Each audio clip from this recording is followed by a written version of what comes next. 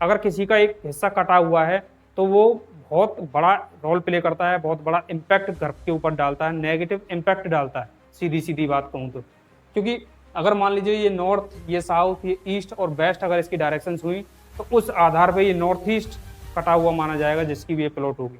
और north east का मतलब है, आप जानते हैं कि वास्तु पुरुष का हेड होता है, और जब हेड ही कट जाएगा तो आप समझिए कि हेड से रिलेटेड यानी दिमाग से रिलेटेड उस घर में प्रॉब्लम्स भर भर के आएंगी। ठीक है, अगर वहीं ये साउथ वेस्ट कट गया तो आपको पता है कि साउथ वेस्ट कट गया तो यानी कि रिलेशन ही कट गए उसमें, उसके घर से। तो ये सारी चीज़ें इंपॉर्टेंट होती हैं, कहीं नॉर्थ वेस्ट तो कटा हुआ नहीं है, साउथ वेस्ट तो कटा नहीं है, तो ये देखना होता है। या फिर नॉर्थ ही तो नहीं कट गया, कई बार नॉर्थ कट जाता है, फिर अपॉर्चुनिटी आना बंद हो जाती है। तो इसलिए ये कट, किसी भी प्लॉट में कोई हिस्सा कट जाना है ना, एक बहुत बड़ा रोल अदा करता है। उसके बाद में हम देखते हैं कि एक्सटेंशन यानी कि कोई हिस्सा बढ़ा हुआ तो नहीं है ना, वो भी हमारे प्लॉट के ऊपर इम्पैक्ट डालता है, पॉजिटिव और नेगेटिव दोनों प्रकार के इम्पैक्ट डालता है।